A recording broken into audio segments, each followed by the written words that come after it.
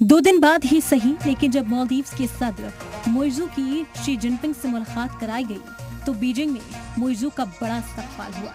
चीन ने मालदीव्स के साथ 20 समझौते किए हैं और अब चीन और मालदीव्स के मुश्तरका बयान से निकली हिंदुस्तान को पैगाम मानी जा रही ये खबर चीन के अहम पेपर माने जाने वाले ग्लोबल टाइम्स में हेडलाइन बनी है। चीन पुरजोर तरीके से मालदीव्स के कौमी खुद मुख्तारी और कौमी शान को बरकरार रखने की कोशिशों की हिमायत करेगा।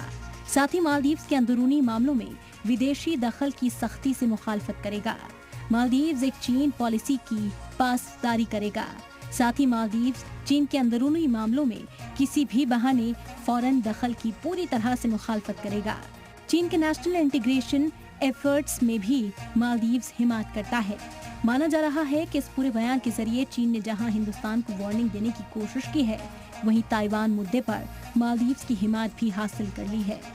माना जा रहा है कि हिंदुस्तान की नाराजगी और बॉयकॉट मालदीव्स मुहिम से मोइज़ू इतना ज्यादा घबरा गए हैं कि अपने आका शी जिनपिंग के सामने गिड़गिड़ाने लगे, जिसका नतीजा ऐसे बयान के तौर पर सामने आया। और अगर भारत के वहाँ पे बहुत मुश्किल हो जाएगी।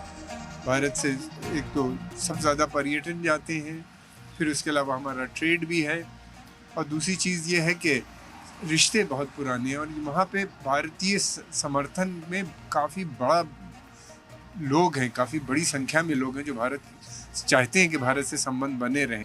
लेकिन चीन और मालदीव का ये मुश्तरका बयान मालदीव की मुसीबत और बढ़ाने वाला है, ये भी तय है, क्योंकि अब भारत की सरकार हिंदुस्तान और मालदीव्स में अपोजिशन पार्टी जो मोइज़ू की चीन परस्ती से नाराज है, मोइज़ू की राह को और मुश्किल करेंगे। ये बात मालदीव्स भी अच्छी तरह से जानता है कि बहुत जल्द मालदीव से दुनिया का मोह भंग होने वाला है। चाइना बहुत समय से चाहता है कि वहाँ पे एक अपना नेवल बेस बनाना, और ये कि हमने देखा कि चाइना ने जब भी इस तरह के बड़े बड़े मेगा प्रोजेक्ट लगाए तो उसका फ़ायदा लोकल लोगों को हुआ ही नहीं। मालदीव भी उसी तरह एक डेट ट्रैप पे फंस जाएगा। अफ्रीका के बहुत से देश फंसे हुए हैं, तो ये एक और बड़ा टेंशन वहाँ पे खड़ा हो जाएगा। ये चिंता का विषय पूरे क्षेत्र के लिए। हिंदुस्तान के खिलाफ कैंपेन चलाकर और हिंदुस्तान के बारे में गलत खबर फैलाकर इख्तिदार में आने वाले मोइज़ू की पोल अब पूरी तरह खुल चुकी है। चीन के कठपुतली मोइज़ू को लगता है कि चीन उसे हिंदुस्तान से रिश्ते खराब होने की वजह से हो रहे नुकसान से बचा लेगा, लेकिन चीन चाहकर भी ऐसा नहीं कर सकता, क्योंकि टूरिज्म के लिहाज से 2023 में सबसे ज्यादा 2,09,198 हिंदुस्तानी मालदीव्स घूमने गए थे। इसके बाद रूस के सयाह थे, जिनकी तादाद 2,09,164 थी, जबकि तीसरे नंबर पर चीन के टूरिस्ट थे, जिनकी तादाद सिर्फ 1,87,118 थी।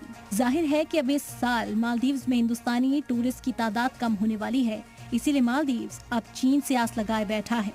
मोइज़ू के ऊपर अब ज्यादा प्रेशर आ गया है कि चाइना से टूरिस्ट ज्यादा अट्रैक्ट करे, क्योंकि भारत के तो कम हो रहे हैं। भारत के कम होंगे तो मालदीव की इकोनॉमी में फर्क पड़ेगा। तो वो अपने जो नया उसका बेस्ट फ्रेंड बन गया है चाइना, वहां से अब वो कह रहा है कि आप ज्यादा टूरिस्ट भेजो। परंतु मोइज़ू एक बात ये भूल रहा है कि भारत से अगर रिश्ते खराब करके वो केवल चाइना के पाले में चला जाएगा तो उसको अपनी इंडिपेंडेंस का नुकसान होगा। हिंदुस्तानी अब मालदीव्स नहीं जाना चाहते।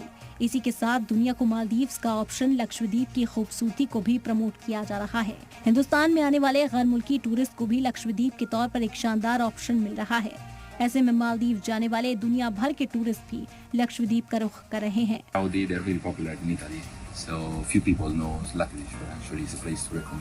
ये बात मालदीव्स भी बहुत अच्छी तरह से जानता है कि बहुत जल्द मालदीव से दुनिया का मोह भंग होने वाला है, इसीलिए वो चीन के सामने टूरिस्ट के लिए अपील कर रहा है। लेकिन मोइज़ू अभी ये नहीं समझ पा रहे कि वो चीन के नहीं बर्बादी के करीब जा रहे हैं, और भारत से मालदीव्स के रिश्ते में जितनी तलखी आएगी, मालदीव्स की मुश्किलें उतनी बढ़ती जाएंगी। ब्यूरो रिपोर्ट, सलाम टीवी।